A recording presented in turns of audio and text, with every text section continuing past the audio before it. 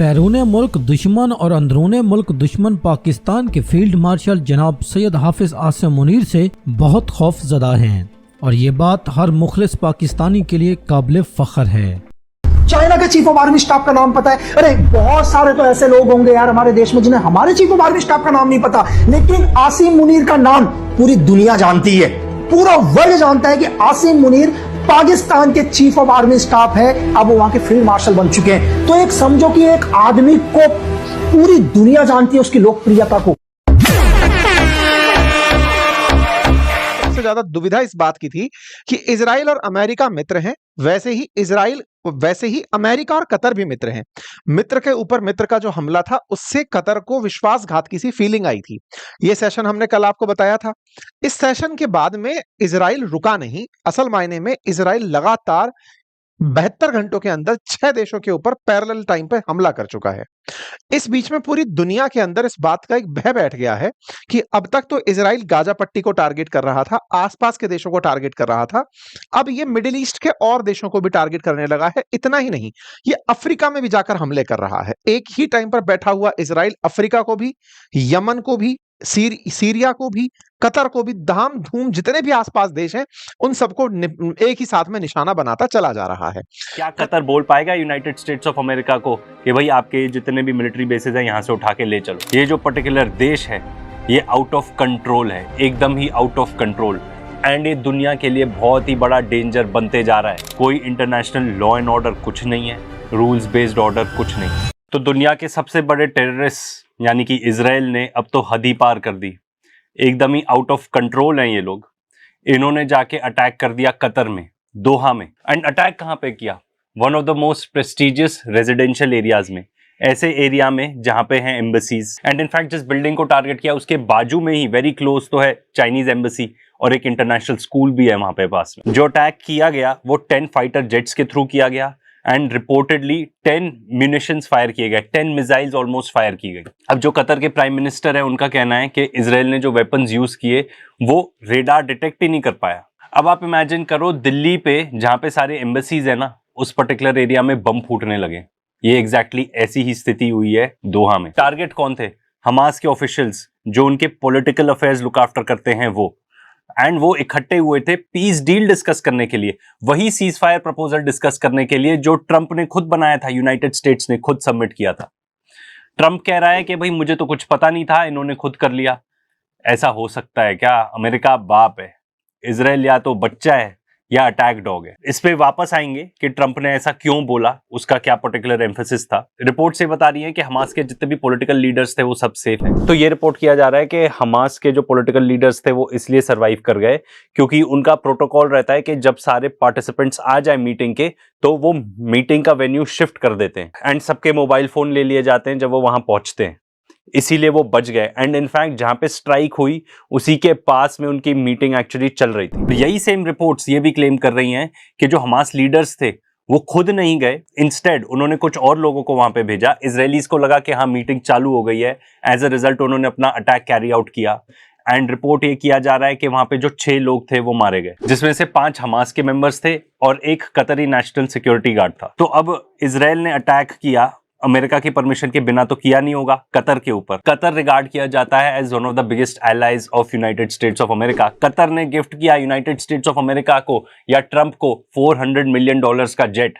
उन्होंने प्रॉमिस की कि आपस में $1.2 ट्रिलियन की इन्वेस्टमेंट्स करेंगे। यूनाइटेड स्टेट्स का सबसे बड़ा मिलिट्री बेस उस रीजन का है कतर में। तो कतर की क्या स्टैंडिंग रह गई या किसी भी अरब कंट्री की क्या स्टैंडिंग रह गई? कतर तो इनफैक्ट बहुत प्राइड से बोलता था कि भाई हम है one of the safest places in the world, बहुत बड़ा ट्रांजिट हब है वहां का, क्योंकि Qatar Airways one of the biggest airlines है वर्ल्ड में, जो वहां से ट्रांजिट होती है कतर से all over the world transportation होती है। जो कतर के पीएम है वो तो कह रहे हैं कि ये तो स्टेट टेररिज्म है, उन्होंने इजराइल को बुली भी बोला। ये देखिए ये सब रेटरिक तो चलता रहता है, भले ही जो कुछ भी बोल ले, एक्शंस इनके कुछ रहेंगे क्या? मुझे नहीं लगता। ये कब तक स्लेव्स बने रहेंगे? एंड स्लेव इसलिए कह रहा हूं क्योंकि जब आपको डंडे मार दिए जाते हैं, आप पे इस तरीके का अटैक होता है और आप कुछ भी ना बोल पाओ, कुछ भी ना कर पाओ, तो आप स्लेव ही तो हो गए ना। तो इसमें क्या निष्कर्ष निकल के आ रहा है? सबसे पहले तो ये कि इजराइल नेगोशिएट ही नहीं करना चाहता। हर बार उसका ट्रैक रिकॉर्ड ही बताता है कि हर बार वो जिससे नेगोशिएट कर रहा होता है उसी को जाके मार देता है। एंड ये ऐसा पिछले कितनी बार हुआ है। सबसे पहले तो ईरान का एग्जाम्पल ले लो। ईरान और यूनाइटेड स्टेट्स ऑफ अमेरिका में न्यूक्लियर डील चल रही थी। उसी समय ट्रंप ने ऐलान किया कि भाई Iran better find a solution, better make a deal. Negotiation चली रही थी कि इजराइल ने अटैक कर दिया ईरान के ऊपर, एंड जो की नेगोशिएटर थे अली शमखानी, उन्हीं को मार दिया। जबकि एक वेस्टर्न मीडिया के साथ इंटरव्यू करते करते इन्होंने खुद ही बताया था कि नहीं, हम तो रेडी हैं, डील करने के लिए रेडी हैं यूनाइटेड स्टेट्स ऑफ अमेरिका से। इस्माइल हनिया की बात करें जो कि हमास के चीफ थे, उनके इनफैक्ट पूरे परिवार को ही मार दिया। एंड इनको कैसे मारा था? तेहरान के अंदर, ईरान के अंदर एक गवर्नमेंट गेस्ट हाउस में। अब इसमें दो टाइप की थ्योरीज हैं कि वहां पे एक पहले से ही प्लांटेड एक्सप्लोजिव था। आईआरजीसी का उल्टा वर्जन है कि ऐसा कुछ नहीं हुआ था कि पहले से ही प्लांटेड था डिवाइस, ये बाहर से ही स्ट्राइक की थी। तो इनकी स्ट्रैटेजी क्या रहती है कि जिससे नेगोशिएट कर रहे हो उसी को मार दो। जब ऐसा लगता है कि सामने वाला हो सकता है नेगोशिएशन में मान जाए, हाँ कर दे, उससे पहले ही मार दो। यही सेम चीज नसरल्ला के साथ हुई थी, हिजबुल्लाह के। उनके लिए तो पूरा ट्रैप सेटअप किया गया था। इजराइल ने ही बोला था कि हम सीज फायर करते हैं, ये रही हमारी तरफ से डील।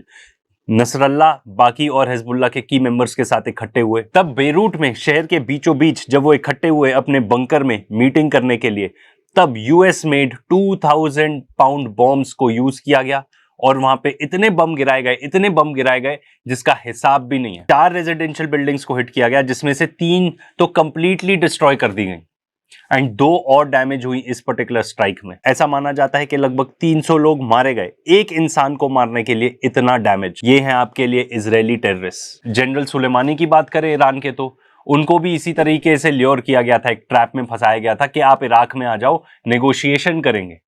वो इराक में गए नेगोशिएशन करने और वहीं पे उनको मार दिया गया। इस टाइम भी एग्जैक्टली यही हुआ। ट्रंप ने इशू की थी हमास को लास्ट वार्निंग। ये हर बार यही करते हैं। ये लोग नेगोशिएट करना ही नहीं चाहते, ये लोग तो ट्रैप सेटअप करते हैं कि हाँ भाई बात करेंगे। बात करते करते ईरान के साथ भी यही हुआ कि कौन से की मेंबर्स हैं उनकी पूरी डिटेल्स निकलवा ली। और जब सामने वाले को लगता है, इकट्ठे होते हैं इनफैक्ट डिस्कस करने के लिए कि हमको क्या करना है इस पर्टिकुलर नेगोशिएशन में, तब जाके अटैक कर देते हैं। यही सेम प्लेबुक है। इतने सारे एग्जांपल्स हमने आपको बताए। आप अगर इजराइल की हिस्ट्री छानेंगे तो टाइम टू टाइम वो इसी टाइप की हरकत करते हैं, क्योंकि वो नेगोशिएट करना नहीं जानते। वो ये सब तो दिखावा है, वो तो बेसिकली एक किलिंग मशीन है। दूसरी एक और जो इंपॉर्टेंट बात इससे पता चलती है, क्या कतर या गल्फ की कोई भी कंट्री, मिडिल ईस्ट की कोई भी कंट्री, क्या वो सेफ है? इससे हमारी दुनिया की क्या स्थिति बन जाएगी जब एक रोग स्टेट जब मन चाहे किसी पे भी बम बरसा दे, जब मन चाहे किसी को भी मार दे। तो भाई ये जितने भी गल्फ में किंग्स बने फिरते हैं, असली में जो स्लेव्स हैं यूनाइटेड स्टेट्स ऑफ अमेरिका और इजराइल के, कितने डंडे खाओगे आप और कितनी मार खाओगे आप? और आपको कब रियलाइज होगा या आपके हाथ इतने बंधे हुए हैं कि आप कुछ कर ही नहीं सकते हो? मुझे तो लगता है हाथ ही इतने बंधे हुए हैं क्योंकि इन लोगों ने पहले ही यूनाइटेड स्टेट्स ऑफ अमेरिका जैसे धोखेबाज देश को ट्रस्ट किया अपनी सिक्योरिटी के लिए। उन्हीं से सारे वेपन्स खरीदे। यूनाइटेड स्टेट्स ऑफ अमेरिका ने ही अपने बेसेस बनाए हुए हैं इन्हीं के देशों में, इन्हीं को प्रोटेक्ट करने के लिए। असली में ये प्रोटेक्शन तो है नहीं, असली में ये गुंडागर्दी है। अगर कोई गुंडे लोग आप ही के घर आ जाएं पूरे गन समेत के साथ, पूरे हथियारों के साथ आपको प्रोटेक्ट करने, तो क्या वो आपको प्रोटेक्ट करेंगे या आपको हॉस्टेज बना के रखेंगे? आपको वो सारी चीजें करनी पड़ेंगी जो ये लोग चाहते हैं। एग्जैक्टली यही हो रहा है। बातें तो और कर लें ये लोग, क्या फर्क पड़ता है? क्या कोई भी एक्शन ले पाएंगे? क्या कतर बोल पाएगा यूनाइटेड स्टेट्स ऑफ अमेरिका को कि भाई आपके जितने भी मिलिट्री बेसेस हैं यहां से उठा के ले चलो? वो तो गनीमत है कि हम इस देश में रहते हैं जहां पे किसी और देश के मिलिट्री बेसेस वगैरह नहीं है, हम किसी के भी बंधक नहीं बने हुए हैं। कतर की अगर हालत देखो तो एक बार पहले ईरान ने अटैक किया जब उन्होंने वहां पे यूएस मिलिट्री बेसिस को अटैक किया, एंड ये एक कोऑर्डिनेटेड अटैक था। और ये कल का दिन है कि इजराइल भी आके बम फोड़ के चला गया, आप कुछ भी नहीं कर पा रहे। अब इजराइल ऐसा देश है जो पिछले 72 आवर्स में 6 देशों को बॉम्बार्ड कर चुका है। Palestine, Lebanon, Syria, Tunisia, Qatar and Yemen. And Yemen में तो कल जाके फिर से ही बॉम्बार्डमेंट किया उन्होंने, एंड इससे पहले तो उनके प्राइम मिनिस्टर और पूरे कैबिनेट मिनिस्टर्स को ही उड़ा चुका था वो। टूनिशिया की बात करें तो वहां पे जाके क्यों बम फोड़े? क्योंकि वहां पे ग्लोबल समूट फ्लोटेला, जो बेसिकली एक्टिविस्ट ने अरेंज किया है, बहुत सारे फ्लोटेलास का एक पैक जो जाएगा गाजा में सीज ब्रेक करने के लिए। इसमें पहले काफी well known activist such as Greta Thunberg and Thiago, ये लोग गए थे, इन लोग की फ्लोटेला को हाईजैक कर लिया था, इन लोग को किडनैप करके ले गए थे इजराइल। और अब जब टूनिशिया से फ्लोट होने वाली थी ये डजन्स ऑफ बोट्स, तो वहां पे जाके एक एक करके पहले एक बोट पर जाके इन्होंने ड्रोन से बम बरसाया, फिर अब कल ही के दिन जाके दूसरे बोट पे भी जाके बम बरसाया। एंड इनका इल्जाम क्या था कि ये क्या करने वाले थे। ये लोग लेके आने वाले थे बेबी फूड, खाना वहां पे लोगों के लिए, क्योंकि इजराइल तो कुछ अलाउ नहीं कर रहा ना वहां जाने के लिए। इसमें भी इन लोगों को प्रॉब्लम है। तो क्या इसका मतलब क्या ये है कि एक पर्टिकुलर बोट जिसपे लगा हुआ है पोर्चुगीज का फ्लैग, जो बेसिकली पोर्चुगल की बोट हो गई, वो टूनिशिया के अंदर, आप वहां पे अपना ड्रोन भेज के वहां पे उसके ऊपर बम बरसा दोगे? ये टेररिज्म नहीं है तो क्या है? ये जो पर्टिकुलर देश है ये आउट ऑफ कंट्रोल है, एकदम ही आउट ऑफ कंट्रोल, एंड ये दुनिया के लिए बहुत ही बड़ा डेंजर बनते जा रहा है। हम भले ही यहाँ पे बैठ के सोचते रहे हमें फर्क नहीं पड़ता, पर हमें फर्क पड़ता है। आज नहीं तो कल फर्क पड़ेगा। इनका जो बिहेवियर है एकदम ऑल आउट टेररिस्ट की तरह है। अब नेक्स्ट क्या करेंगे ये? इन सब देशों को तो बम बरसा ही लिए, नेक्स्ट क्या टर्की को अटैक करेंगे? मैं जोक नहीं कर रहा हूं, इन्हीं के नेशनल टेरर वॉर में नहीं है। तो कहा जाता है ना कि वर्ल्ड वॉर 2 नाजी जर्मनी ने चालू किया था, उस टाइम के नाजीज वो थे, इस टाइम के नाजीज ये लोग हैं। अब ईरान की न्यूक्लियर डील नेगोशिएट हो रही है यूरोप के साथ, वो भी लगता है बहुत अच्छी चल नहीं रही है। एंड कई लोगों का मानना है, कई एक्सपर्ट्स का मानना है कि इजराइल फिर अटैक करेगा ईरान पर, फिर अटैक करेगा। आसपास के देशों को तो अटैक कर ही रहे हैं। गाजा में कंटिन्यूअस जेनोसाइड चल रहा है। वहां से जिस टाइप के पर्टिकुलर विजुअल्स आ रहे हैं, देखना ही मुश्किल हो गया है। रोज के रोज इतने सारे बच्चे मारे जाते हैं। बच्चे जाते हैं पानी भरने के लिए, वहां पे उन पर बम बरसा देते हैं। गाजा सिटी के अंदर तो बोल दिया है लोगों को कि भाई वहां से निकल जाएं, क्योंकि वो लैंड टेक ओवर करना चाहते हैं, जमीन हथियाना चाहते हैं, लोगों को मारना चाहते हैं। नेगोशिएशंस नहीं करना चाहते। नेगोशिएशंस तो बहाना है, दिखावा है। गाजा के अंदर फैमिन कंफर्म हो चुका है, मतलब लोग लिटरली भूख से मर रहे हैं। सबसे बुरा तरीका होगा मरने के लिए ये, भूख से मरना। पहले अपने बच्चों को देखो कि कैसे सुकड़ जाए।